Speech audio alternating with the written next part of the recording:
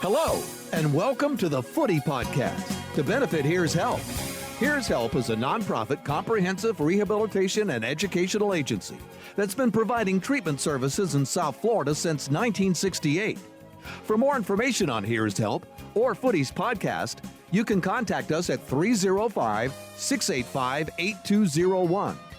If you need help or know someone who has a substance abuse or alcohol problem, you can call our admissions office at 305-685-8201, extension 224. If you'd like to make a cash donation to Here's Help and join the fight against drug abuse, call Footy at 305-685-8201, extension 227. Now, here's Footy. Well, let me show you a really fine product. This is Footy's chicken wing sauce, which is available at Publix. You know, the thing about wing sauce is you have to buy a quality product. And it has to be, it has to blend, and then you can't put it in some place where it's in the garage and it's 300 degrees, you know, it's not going to do. But Footy sauce, we always, is always kept properly stored and is available. You can just contact us right over at Here's Help, and we can get sauce to you. We have people that come down there's some people who came from Palm Beach to get Footy sauce. Because once you have it, then that's it. You know, you're an addict. You'll be checking into Here's Help for your addiction to Footy sauce. It's like a vicious circle. Well, but at Here's Help, we carry Footy sauce all the time. So the guys, you know what the chef made the other day? He made like a conch and what do you call it? And a little bun. Mm-hmm. And he put Footy sauce. Like a conch sandwich? No, it was more like, you know, for the flavor. And so we don't have any shortage of that here. We have plenty of that. And you can get all the details at here'shelpinc.com. If you're in Publix and you don't see Footy sauce on the shelf, make sure you ask for the general manager and tell them. Well, I would recommend is throw yourself on the floor and start screaming. How come you don't have Footy sauce? Find the microphone in the store and yell into it. Bring your own. Yeah, a megaphone. Yeah. Attention, please. This store is not carrying enough Footy sauce. And we want everybody to please leave. And there's a cleanup on us. Act together. Well, anyway, and of course, Footy Sauce helps to fund all the great work that's going on here at Here's Help on 151st and 27th in Miami Gardens. The recovery process that goes on here has been going on here for decades. 1969. So, and it touched a lot of lives and changed a lot of lives, and it keeps going. And the campus keeps going and growing. I first met you in around 1982 and 1983, and you were still you just had a house up on the corner of 151st and 27th Avenue. Now we have a sprawling campus, a palatial estate. We were speaking from the arts building, which houses our studio. What did we have when there was a house? You were just like in a house, right on the corner up here at 151st and 27th Avenue. Oh yeah, See what this was? It was a police benevolent. Oh, like a kind of a banquet hall. For some reason, you know. And we bought it from them. Okay. So it started off with just a small building, then on the corner. Well, actually, we started on Northwest 7th Avenue when it was a little farmhouse. That's cool. It was kind of cool over there. I'll bet. And probably pretty serene. Yeah, it was. Yeah. It was probably pretty serene here. if the alligators didn't take a liking to you. Right. But anyway, this building houses our studio. There's a music room, which we thank the Stefans for stocking with guitars everywhere. And I think there's 2 drum kits back there, keyboards. And there's even a booth. There's like a soundproof booth here for vocals. Really nice setup. Yeah, well, this is our music building. Right. And then the computer lab is across the way and the arts school. The dorm is to the next building to our right, my right, and then the Dade County Public School, which is features a Dade County Public School teacher, is in the building to our left. Yeah. So, and then the athletic field, the Dan Marino athletic field is here, the gym, and the Pepe Badilla kitchen, which we have a new chef in the culinary school. How's the new chef? Yeah. Yeah. He's real good. Well, that's cool. We even have garden to table here. There's a whole... Yeah, we have our own gardens that we grow, and then we supply... They supply that stuff to the chef. So it's fresh fruit and vegetables. And the whole concept is this recovery through education. A lot of these young men don't have any kind of high school diploma because they've been busy doing other things. And so I guess the first step is to get that diploma working, get that education back into high gear, and then finding a trade. I mean, a replacement life, because as we've talked about before, substance addiction is a full-time job. And so you've got to replace all those hours with some kind of activity. And in this world, it's the replacement life, which is a job and hopefully a car and at some point a nice place to live and becoming a productive member of society. Well, we have Mike's a good example of that. He's gone through that whole process, and he has also gotten a number of certificates and certifications. So he is going to become we're going to make him a staff member, and he'll have his own world that he deals with. And he's a fine young man. He's made the best of his opportunity. And, people that I guess we're an enigma to the rest of the world. They really don't understand what we do until the people when Leslie Visser came, when Dan came, when Laura D'Amelio came, they get it. Right. They see it and they get it. They understand. But the outside world, they drive right past us. And it's like, when do you see a complete stranger pull into our parking lot? And if they do, It's 9 people run out and go, "Who are you and what do you want?" And they're like in the wrong place. Well, and it's funny, we've talked a lot of times, there's a wall surrounding the property, but it's not to keep people in, it's to keep people out. Yeah. Get away from us, leave us alone. Nobody really bothers us. No. To speak of. And, we've been here forever. We started out on Northwest 7th Avenue. And I heard once there was a mobile home at some point. Is that true? Yeah. We had a little farmhouse, and then we added a mobile home to it. I lived there, and we built that over time, and then we moved to this facility, which is not far. You could ride a bicycle back to the other place, but and then we become much more sophisticated, and there's more for the guys. We have our own volleyball court, we have our own basketball court, we have our own gym, we have all of our other facilities that we have here. We should sell this property to like a rich pharmaceutical company or something. A tycoon. Yeah. A retreat. Would it not make a great home when you think about it? Wow. It's a pretty great home for us. Now I know why there's a wall.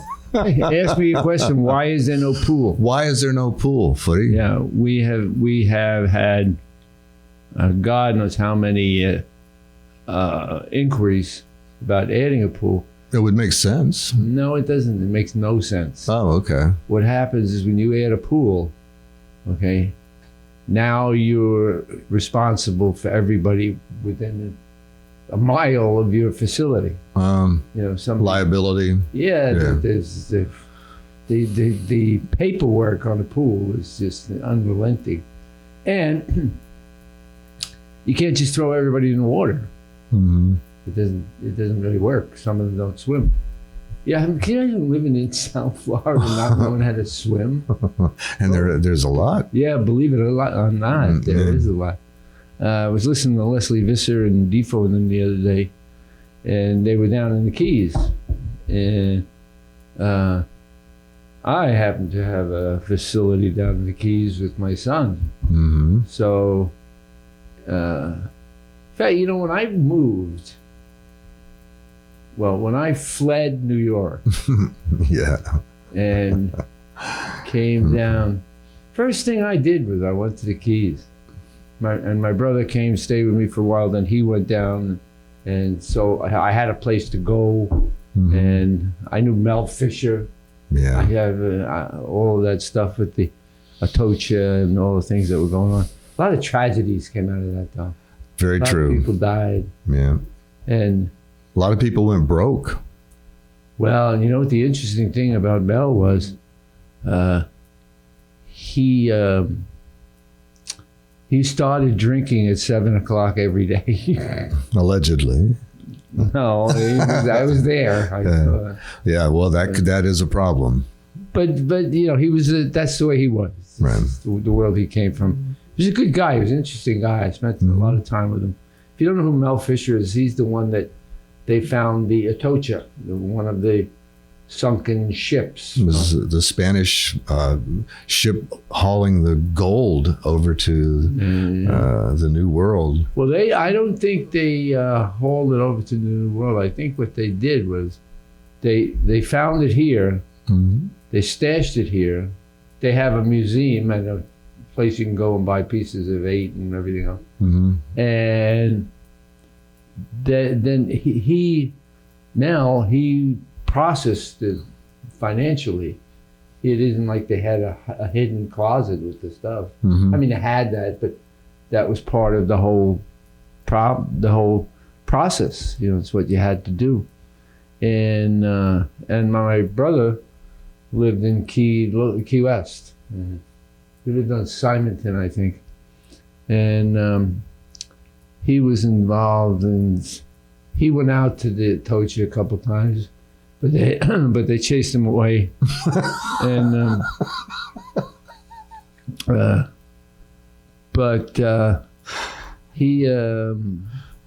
he also lived in what would that be called? That house on Duval Street. Anyway, it was derelict. Nobody was. Oh, like a boarding house?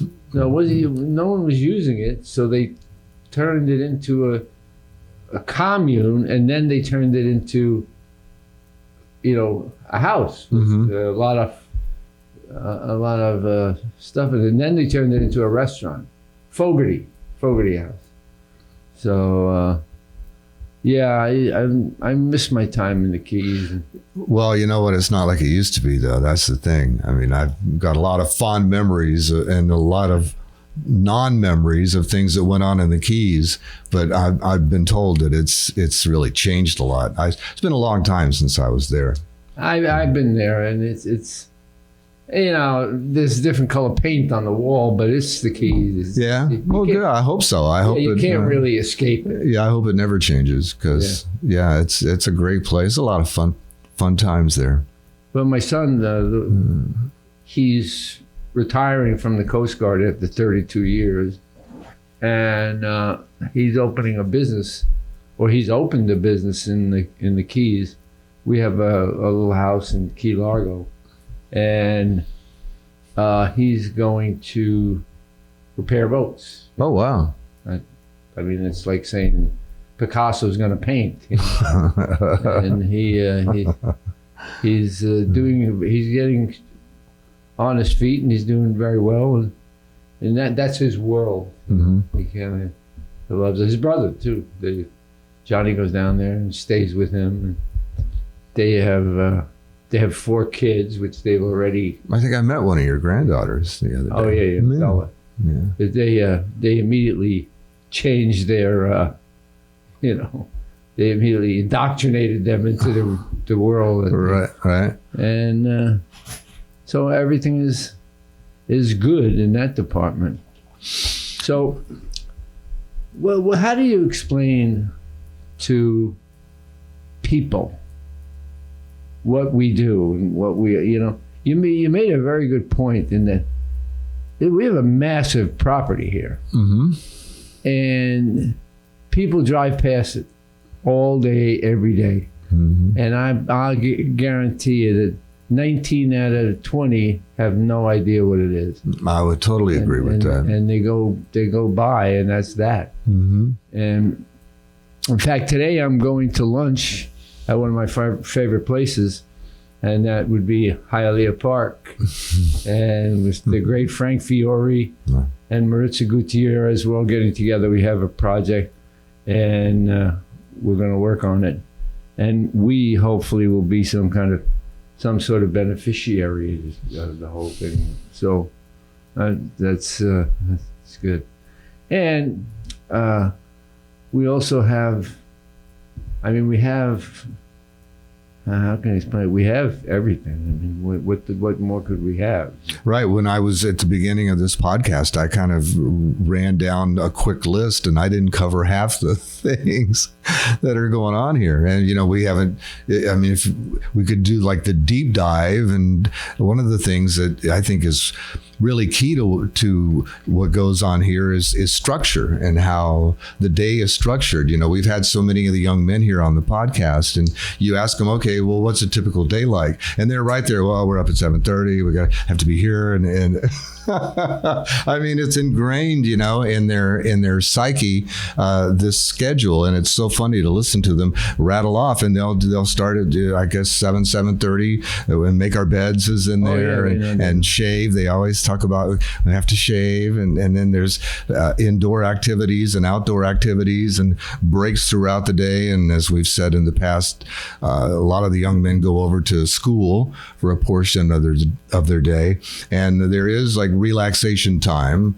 And then, of course, as we talked about, thanks to culinary, there's meal times involved in that as well. But that has a lot to do with what the process is, and the sort of the mantra is when we talk about recovery through education and replacement life is getting a structure back. Because, there's nothing structured about being involved in substance abuse. It's by the minute. Every time the phone rings, life changes. You gotta wait till it gets dark. Yeah. Now, before we got started on this podcast, you had something in particular that you wanted to talk about. Which was? I don't know. You never told me. It's gone, huh? Yeah, well, I just got a text from Maritza Gutierrez. Oh. Yeah, and they have come to Hialeah Park, came to an agreement for Santa's new home, Frank Fiore. Mm-hmm. They were discharged. So Hialeah Park has now stepped forward and said, well, we will put Santa's thing for the holidays. Oh, Santa's is Enchanted Forest. Well, you heard it here first. Yeah. So. Oh, that's pretty cool. I'm going down there today to see Frank Fiore and probably Maritza. And that's where it's going to be. Wow. Well, talk about timing. Here you are talking about it, and you get a text. Yeah. That's pretty funny. You are invited, and your kids, meaning from here. Mm-hmm. So it'll be good. How long has that been going on, Santa's Enchanted Forest? Wow, that's... God, I remember when it was... in the 80s? I remember when it was off, like... What's that park in Kendall? That's... and then the other track they had down there. They've been at several different locations. Yeah. Mm. But well, that's cool. So it'll be a Hialeah Park. Yeah, it'll be great. The great Frank Fiore and Maritza Gutierrez and all the folks there. Had some fun times at Hialeah Park too. Yeah, and they'll be putting on a show, and of course the Hialeah Park family, and they will take care of putting it together, and we'll keep you posted as it goes along and gets up to Christmas. I will be taking my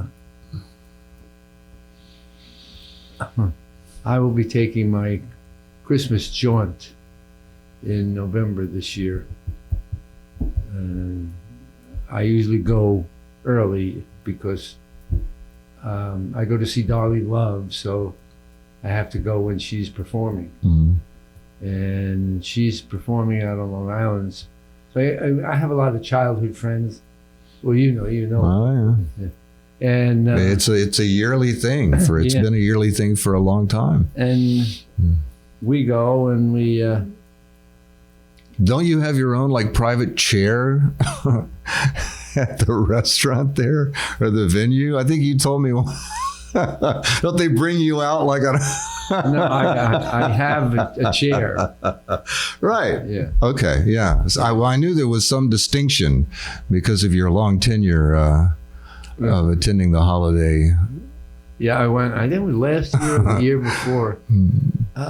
They wouldn't give me a regular seat, like, they put a throne. Well, that's what Yeah, they put a throne, and I was in the back row with the people who sort of run their event. And they put a throne there, put me in the throne.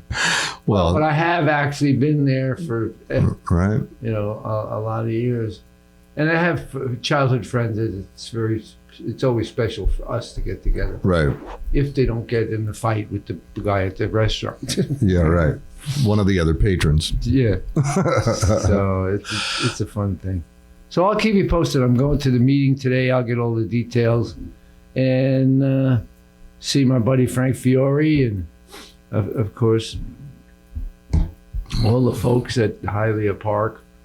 And I'll give you a rundown. Well, that's pretty cool that they're going to provide the location for another holiday tradition. Yeah, well, it's carrying on the John Brunetti, legacy. Right. Because it's his son, one of his sons, runs the place, so it's good. Hey, we missed International Radio Day last week, and you. I won't be able to sleep at night. I was thinking, we talked about this a lot. You hold the distinction of I don't think I know of any other air personality that started their career and ended their career at the same station. I mean, I'm sure there are plenty, but it ended like in the first few weeks. You were there forever. With Y100. Yeah, with Y100. And, everybody was posted. Julie Wilson Watson, who's the campus here is named after, who's been such a great supporter and co-worker over the years. I remember Julie in college had posted a lot of really great pictures of some of the great events and the personalities that went in and out of the radio station. I never worked anyplace else. In radio. Yeah. And that's pretty rare because I've worked everywhere. People ask me, what station did you work at in Miami? I'll be like, all of them. Yeah. I mean, my career was different than the average guy like you. Right. For some reason, I was, they had me and that was it. Well, I think for me and Sonny, I remember when we first wound up at Y100, you were doing the sports, and we were like, we wanted to have you on like all the time, and I think your appeal to me and Sonny was that you were like the anti-announcer. You were the anti-radio person. That's what really appealed to us, is you didn't have any of that. Hi, everybody. You know what I mean? You were just you. Yeah. And that it was just, you were so genuine that it really appealed to us. We liked that whole concept because it was pretty against the grain at that time because everybody was doing that thing, I always thought that was stupid.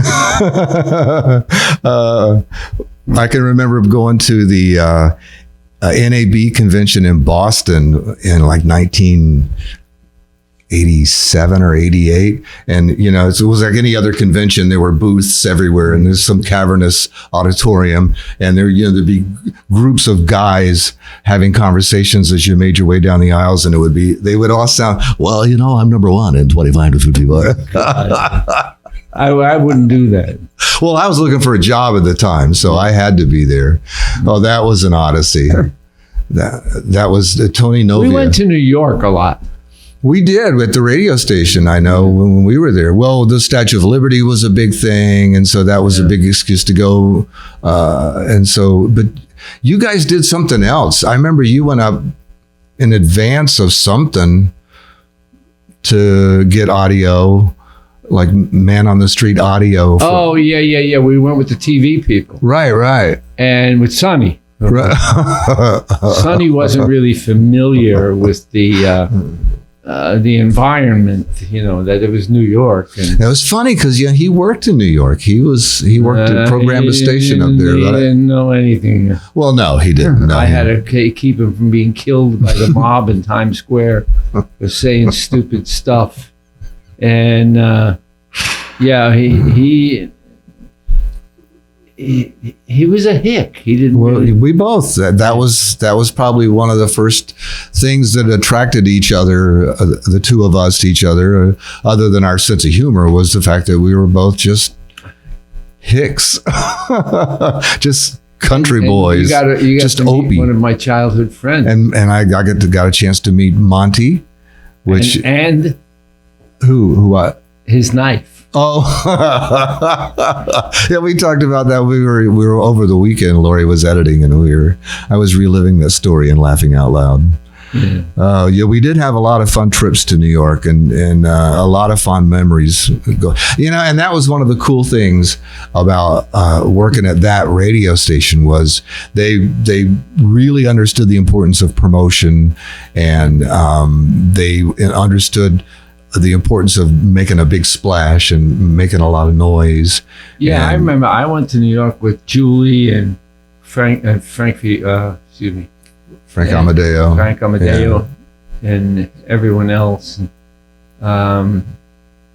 It was, I guess they would send me up there because I knew the lingo. Oh, yeah. Yeah. Well, this is true. I remember I spoke New York. We got out of the limo. The doorman opened the limo for us at Helmsley Hotel. I remember David insisted that we stay we weren't allowed to order any room service or do anything except go right from the front door to our room. We weren't allowed to touch anything, but we had to stay at the Helmsley. And that's a pretty big. Well, and very expensive. Yeah. But anyway, we stepped out of the limo. The doorman opens the limo, and you said something to me or Footy or somebody, and the doorman says, "Hey, you're from around here. Yeah. Anything you need, you just let me know." So right. Yeah, because I spoke the language. Right. Yeah. No, you were good. It was good to have you. And there was a cab strike, and so it was good to have you around, and I have to be honest, it was good to have Monty nearby. Once or twice he came in pretty handy. Oh yeah, he always does. Right, but we traveled a lot. We did a ton of Disney World opening. Every time they'd open a new attraction. I did the Disney's with Bill Tanner. Yeah, that's the tradition. They probably still do it, because I'm pretty sure the people from the station I work with go there. They really took good care of you. They meet you at the airport and get you right to the hotel. And they didn't meet us anywhere. Really? Oh man, we had to walk inside the park and then go off to a backstage area with the. I'm saying at the airport, they would meet at the airport, and they used to pick us. I don't know about you, but they used to pick me up at the hotel with coffee and a newspaper. Saying. I never got that treatment. Yeah, that was cool, man. In those days when we didn't have any remote access to news, so I had to steal stuff out of the Miami paper, which was hard to come by in Orlando. So yeah, they used to hook us up, and then we went down to the Caribbean a lot. Remember Casa de Campo? Yeah, and where Casa de Cockroach? No, it was nice. It was clean. Send your letters of complaint to. But I just remember those go-karts, those golf carts that we abused. while we were there. And where else we used to go to Atlantis. That's right. Paradise Island. Well, it was Paradise Island in those days. Yeah, it was still Merv's place. That was good. Those were fun times. Yeah, that was perfect for you. The casino was right in the lobby. Yeah, right. Well, I'm going to see you guys later. Yeah, right. Like in oh my gosh. Those were fun times. Those were But great. I had a lot of friends at Paradise Island and Atlantis Right. and all that, so I enjoyed going over there. We had one that his name was Yule Pinder. I don't know if you know what the Pinder name means in Nassau. No, what? It's a big politician family. Mm-hmm. And Yule came with us one night to the casino into the private room. And Yule had been, how can I say this? Drinking a lot. And this couple was at the roulette wheel with us in the Mr. Big room. Mm-hmm. And they were acting like we couldn't play, you know what I mean? Mm-hmm. And they was messing with our chips, and I was with my friend Gary. And at first, he kind of liked them because they were abrasive. But that wore off. And then Yule stepped in. Mm-hmm. Who are you talking to, man? Why are you knocking their chips over? Mm-hmm. Get your hands off me. Don't call the police. You know? Mm-hmm. And we finally, my friend Gary, he finally, he sort of liked that they were abrasive, but as time went on, he hated them. He grew to hate them. Mm-hmm. Right. And it got really ugly. Wow. Really, really ugly. Yikes. No, there's some people that, the woman I think was from England. Mm-hmm. That's pretty unusual. Yeah, and the guy she was with was a dealer at Paradise Island, and that's how she got to know him. Mm-hmm. And after Gary ruined their night, they ran over to another table. They didn't come over near us anymore because, Well, there is a time to leave. Yeah, well, their chips were in. Yeah. It was like, who do you think? They were very abrasive. They said, who the hell do you think you are?